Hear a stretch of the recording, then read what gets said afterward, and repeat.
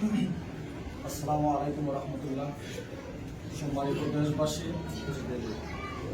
আসলে আপনারা সবাই অবগত আছেন, বিগত 5ই আগস্ট স্বৈরাচারী খুনি শেখ হাসিনার পতনের পরপরই সারা দেশে যখন আনন্দের জোয়ার বসে উঠেছিল, ঠিক তারই ধারাবাহিকতায় আমাদের আপনাদের সবার প্রিয় তারই আব্দুল কুদ্দুস ভাই, উনিও একটি বিজয় আনন্দ মিছিলে শরীক হয়েছিলেন। তো এই আনন্দ মিছিলে যে দুজন ব্যক্তি তারা আমাদের প্রিয় আব্দুল কুদ্দুস ভাইকে আঘাত করেছিল, এই আঘাতে আমরা সবাই আঘাতপ্রাপ্ত। আমরা পুরো জামালগঞ্জবাসী, আমরা দেশবাসী মর্মাহত হয়েছিলাম। আমরা তার দৃষ্টান্তমূলক একটি ব্যবস্থা নেওয়ার জন্য আমরা উদ্যোগী ছিলাম, কিন্তু আমাদের এলাকার একটা সম্প্রীতি আছে।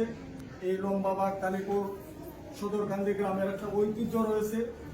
তাৎক্ষণিক মুরব্বীরা আমাদের সাথে যোগাযোগ করেছেন, তারা আমাদেরকে আশ্বস্ত করেছেন যে তার দৃষ্টান্তমূলক ব্যবস্থা তারা এলাকার সালিশের মাধ্যমেই করবেন।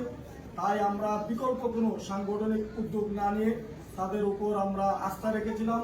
আলহামদুলিল্লাহ, আজকে তারা পুরো গ্রামবাসী আমাদেরকে সাথে নিয়ে যে দৃষ্টান্তমূলক শাস্তি দিয়েছেন, সেই শাস্তিতে আলহামদুলিল্লাহ আমরা খুশি, আমাদের যে ভাই আঘাতপ্রাপ্ত সেও খুশি।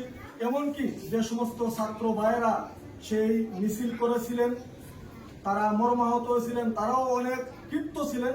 আলহামদুলিল্লাহ, মুরব্বীদের যে বিচার তারা রায় দিয়েছেন, ওই রায়ের উপর আমাদের ছাত্র ভাইয়েরা সন্তুষ্ট হয়েছে।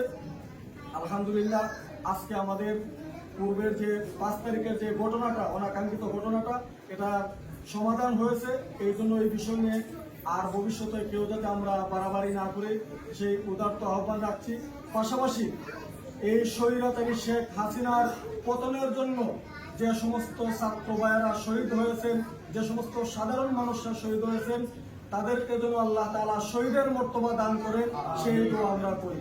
পরিশেষে আগামীর বাংলাদেশ যেন সুন্দর একটি বাংলাদেশ হয়, ইসলামী রাষ্ট্র ব্যবস্থা যাতে এই দেশে কায়েম হয়, সমস্ত স্বৈরাচারের যাতে পতন হয়, অন্যায়ের পতন হয়, সেই কামনা রেখে আজকে এখানে বিদায় নিলাম। আসসালামু আলাইকুম রহমতুল্লাহ।